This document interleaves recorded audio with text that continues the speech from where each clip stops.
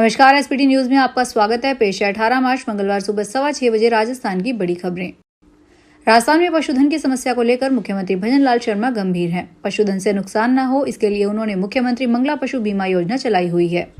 अब पशुधन के स्वास्थ्य को लेकर विशेष टीकाकरण अभियान शुरू किया जा रहा है। 18 मार्च से 17 मई तक 2 माह के लिए FMD टीकाकरण अभियान चलाया जाएगा। राजस्थान दुग्ध उत्पादन के मामले में देश का नंबर 1 राज्य है। यहाँ दुग्ध उत्पादन में सर्वाधिक योगदान भैंस और गोवंशीय पशुओं का है। इनकी सुरक्षा के लिए विशेष रूप से अभियान चलाया जाएगा। पशुपालन विभाग ने 18 मार्च से 17 मई की अवधि के लिए 2 माह का MFD टीकाकरण अभियान घोषित कर दिया है। राष्ट्रीय पशु रोग नियंत्रण कार्यक्रम के अंतर्गत गो एवं भैंस वंशीय पशुओं में FMD टीकाकरण किया जाएगा। जैसलमेर जिले के रामदेवरा थाना पुलिस ने दुपहिया वाहन चोरों के खिलाफ बड़ी कार्रवाई करते हुए 2 शातिर वाहन चोरों अशोक पटेल पुत्र भल्लाए राम और महावीर पटेल पुत्र सुरेश निवासी झंवर जिला जोधपुर को गिरफ्तार कर दोनों के पास से कुल 30 मोटरसाइकिलें बरामद की है। एसपी सुधीर चौधरी ने बताया कि पोखरण इलाके में हो रही वाहन चोरी की वारदातों को गंभीरता से लिया गया। उन्होंने इन वारदातों के खुलासे एवं आरोपियों की धरपकड़ के लिए अतिरिक्त पुलिस अधीक्षक प्रवीण कुमार व CO भवानी सिंह के सुपरविजन एवं SHO रामदेवरा शंकर लाल व DST प्रभारी हेड कांस्टेबल भीमराव सिंह के नेतृत्व में विशेष टीमों का गठन किया था। गठित टीमों द्वारा वाहन चोरों के संबंध में आसूचना संकलित कर मुखबिर की सूचना पर संदिग्ध अशोक पटेल व महावीर पटेल को दस्तयाब कर पूछताछ की। इसकी निशानदेही पर अशोक पटेल के पास से कुल 23 और महावीर पटेल के पास से कुल 7 चोरी की मोटरसाइकिल बरामद की गई। यह सभी मोटरसाइकिल इन्होंने जोधपुर शहर एवं आसपास के गांव और कस्बों से चोरी करके लाया जाना बताया है। इसके संबंध में विस्तृत पूछताछ की जा रही है। राजस्थान के कृषि मंत्री एवं प्रभारी डॉक्टर किरोड़ी लाल मीणा ने अपने फोन टैपिंग के बयान पर कहा, मैं फोन टेप की स्पीड से ज्यादा तेज कर दौड़ता हूँ। मैंने तय कर लिया है कि मेवात और नॉन मेवात में घूम जाऊंगा, सब असलियत पता लगाऊंगा। मीडिया के सवालों का जवाब देते हुए किरोड़ी ने कहा, मैं हमेशा अपनी बात को सरकार तक पहुंचाता रहता हूं। आगे भी जरूरत पड़ेगी तो और आगे जाएंगे। ऐसा कोई दायरा नहीं है कि मैं लक्ष्मण रेखा को नहीं कूदूं।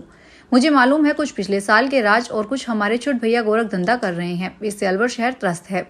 सरकारी जमीनों पर किसी भी हाल में कब्जा नहीं करने दिया जाएगा। डॉक्टर मीणा सोमवार को अलवर में थे। उन्होंने यहाँ सर्किट हाउस में मीडिया से बात की। विद्यार्थियों को माइग्रेशन सर्टिफिकेट और डुप्लीकेट अंक तालिका लेने के लिए महाराजा गंगा सिंह विश्वविद्यालय बीकानेर नहीं आना पड़ेगा।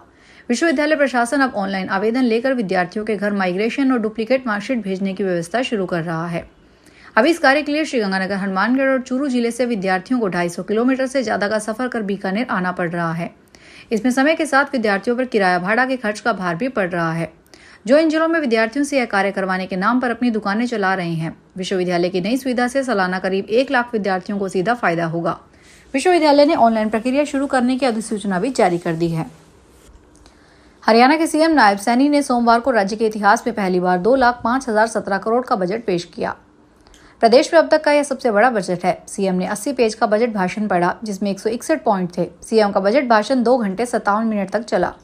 भाषण की शुरुआत में उन्होंने मैथिली शरण गुप्त की कविता हम क्या थे, क्या हो गए और क्या होंगे, अभी आओ विचार मिलकर ये समस्याएं सभी पढ़ी। बजट के अंत में उन्होंने बजट के प्रस्तावों के पीछे गुरु रविदास जी के शब्दों ऐसा चाहूं राज में जहां मिले सबन को अन्न, छोटे शब्दों संभम बसे रैदास बने प्रसन्न को प्रेरणा बताया। वहीं CM ने कहा कि नेशनल इंटरनेशनल खिलाड़ियों का 20 लाख तक का मुफ्त बीमा होगा। ओलंपिक मेडलिस्ट खिलाड़ियों को बिजनेस के लिए सरकार 10 लाख देगी। खिलाड़ियों की डाइट मनी 400 रुपए से बढ़ाकर 500 रुपए प्रतिदिन करने और अखाड़ों को 20 से 50 लाख इनाम देने की घोषणा की। ओलंपिक मेडलिस्ट को अकेडमी खोलने के लिए 2% सब्सिडी के साथ 5 करोड़ का लोन भी मिलेगा। अजमेर में आना सागर के आसपास वेटलैंड और ग्रीन बेल्ट में हुए निर्माण कार्यों को लेकर अब तक की गई कार्रवाई को लेकर सोमवार को सुप्रीम कोर्ट में सुनवाई हुई। कोर्ट ने कहा 7 वंडर को 6 महीने में तोड़ना होगा। इसके साथ ही जितना एरिया वेटलैंड का नष्ट किया गया है उतना ही सिटी एरिया में लेटलैंड बनाना होगा। अब अगली सुनवाई 7 अप्रैल को होगी। सुप्रीम कोर्ट के जज अभय S ओखा और उज्जवल बुएन के फैसला सुनाया गया है। फैसले में 7 वंडर को तोड़ने या शिफ्ट करने के लिए 6 महीने का समय दिया गया है। वहीं फूड कोर्ट को 7 अप्रैल तक तोड़ने का आदेश दिया गया है। कोर्ट ने कहा जितना एरिया वेटलैंड का नष्ट किया गया है उतना ही सिटी एरिया में लेटलैंड बनाना होगा। इसके लिए 7 अप्रैल को प्रपोजल देना होगा। महाकुंभ के इंतजामों में खामियां, कमियां, गड़बड़ियों को लेकर CBI जांच कराने की मांग वाली याचिका को इलाहाबाद हाई कोर्ट ने खारिज कर दिया है। सोमवार को कोर्ट ने अपना फैसला सुनाया। यह आदेश मुख्य न्यायमूर्ति अरुण भंसाली एवं न्यायमूर्ति क्षितिज शैलेंद्र की खंडपीठ ने केशर सिंह, योगेंद्र कुमार पांडे व कमलेश सिंह की जनहित याचिका पर सुनवाई के बाद दिया। इससे पहले 11 मार्च को इलाहाबाद हाई कोर्ट ने महाकुंभ में गड़बड़ी की CBI जांच को लेकर दाखिल जनहित याचिका पर दलीलें सुनने के बाद अपना फैसला सुरक्षित कर लिया था। मशहूर एजुकेटर और यूथ मेंटोर शोभित निर्वाण की नई किताब अंदर बर्बाद 10 मार्च को लॉन्च हुई। यह किताब एकेडमिक लाइफ का प्रेशर झेल रहे छात्रों के लिए एक व्यवहारिक और प्रेरक गाइड है। 10 मार्च की शाम को रिलीज होने के 1 मिनट के भीतर ही अंदर बर्बाद बेस्ट सेलर लिस्ट में पहले नंबर पर पहुंच गई है। 24 घंटे में बिकी 50,000 से अधिक किताबें। यह किताब के प्रति पाठकों के बीच जबरदस्त उत्साह को दिखाता है। अन बर्बाद में शोभित निर्वाण ने कोटा के एक छात्र के तौर पर बिताए अपने जीवन के अनुभवों को कमलबद्ध किया है। निर्वाण को कोटा में रहते हुए प्रतियोगी परीक्षा से जुड़े दबाव और परेशानियों का सामना करना पड़ा था। राजस्थान की जोधपुर पुलिस ने फर्जी सिम एक्टिवेटर पर साइबर ठगों को उपलब्ध करवाने वाली गैंग का पर्दाफाश कर 2 आरोपियों को गिरफ्तार किया है। पुलिस के अनुसार दोनों आरोपियों ने अब तक साइबर ठगों को करीब 300 फर्जी सिम उपलब्ध करवाई है। इन फर्जी सिम के जरिए करीब 50 लाख की साइबर ठगी की वारदातों का पता चला है।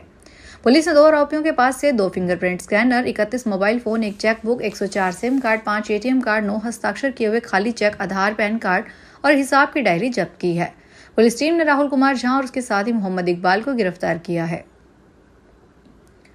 बॉम्बे हाईकोर्ट ने सोमवार को अडानी एंटरप्राइजेज लिमिटेड के चेयरमैन गौतम अडानी और मैनेजिंग डायरेक्टर राजेश अडानी को सीरियस फ्रॉड इन्वेस्टिगेशन ऑफिस के एक मामले में बरी कर दिया। इस केस में गौतम और राजेश पर AEL के शेयरों की कीमतों में हेरफेर का आरोप लगाया गया था। बार एंड बेंच ने रिपोर्ट में इस बात की जानकारी दी है। जस्टिस राजेश N लोढ़ा ने सेशन कोर्ट में उस आदेश को खारिज कर दिया जिसमें गौतम, राजेश और AEL को लंबे समय से चल रहे मामले से मुक्त करने से इनकार कर दिया गया था। इस केस में गौतम अडानी और राजेश अडानी पर मार्केट रेगुलेशन का उल्लंघन कर 388 करोड़ रुपए का फ्रॉड करने का आरोप लगाया गया था। राजस्थान के पर्यटन विकास को गति देने और राज्य के पर्यटन स्थलों के संरक्षण एवं संवर्धन को लेकर उप मुख्यमंत्री एवं पर्यटन मंत्री दिया कुमारी ने सोमवार को केंद्रीय पर्यटन मंत्री गजेंद्र सिंह शेखावत से उनके नई दिल्ली स्थित कार्यक्रम में मुलाकात की। इस दौरान राजस्थान पर्यटन से जुड़े कई महत्वपूर्ण मुद्दों पर गहन चर्चा हुई। केंद्रीय पर्यटन मंत्री ने इन सभी बिंदुओं को गंभीरता से लेते हुए उन्हें शीघ्र अमली जामा पहनाने का आश्वासन दिया और पर्यटन विकास के लिए कई महत्वपूर्ण सुझाव भी दिए। बैठक में उप मुख्यमंत्री दिया कुमारी ने सीमावर्ती इलाकों में पर्यटन को बढ़ावा देने, ट्राइबल टूरिज्म और रूरल टूरिज्म को विकसित करने के प्रस्ताव पर चर्चा की।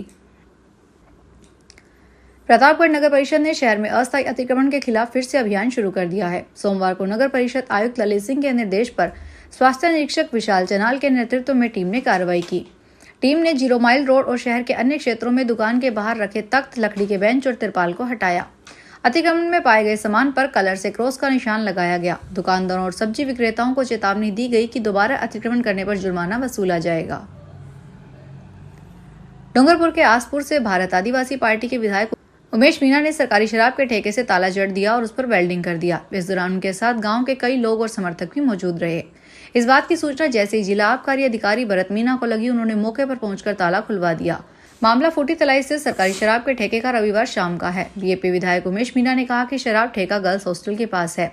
छात्रावास में रहने वाली छात्राएं असुरक्षित महसूस कर रही है। आए दिन ठेके पर झगड़े और मारपीट की घटनाएं हो रही है। राजस्थान प्रदेश कांग्रेस कमेटी के अध्यक्ष गोविंद सिंह डोटासरा आज 18 मार्च को उदयपुर आएंगे। डबोक एयरपोर्ट पर उनका स्वागत किया जाएगा। डोटासरा सुबह 7:55 पर उदयपुर डबोक एयरपोर्ट पर उतरेंगे। वहां वे उदयपुर सर्किट हाउस आएंगे। उदयपुर देहात जिला कांग्रेस प्रवक्ता डॉक्टर संजीव राज पुरोहित ने बताया कि डोटासरा यहां रुकने के बाद सर्किट हाउस से प्रातः 10 बजे रवाना होकर राजसमंद जाएंगे। राजस्थान के परिवहन एवं सड़क सुरक्षा विभाग ने भारी वाहनों के लिए वर्ष 2025-26 कर जमा करने की अंतिम तिथि 15 मार्च तय की है। राज्य सरकार ने हाल ही में बजट में देर से कर जमा करने पर पेनल्टी को 1.5% से बढ़ाकर 3% कर दिया है। बूंदी के जिला परिवहन अधिकारी रजनीश विद्यार्थी ने जानकारी दी कि 16 मार्च से बिना कर चुकाए चलने वाले भारी वाहनों की धरपकड़ शुरू कर दी जाएगी। साथ ही अन्य राज्यों से लाए गए वाहन जिनका राजस्थान में पंजीयन नहीं हुआ है या बिना कर चुकाए चल रहे हैं, उन्हें सीज किया जाएगा। फिलहाल बड़ी खबरों में इतना ही। ताजा खबरों को देखने के लिए चैनल को सब्सक्राइब करें। देखते रहिए SPD न्यूज। धन्यवाद।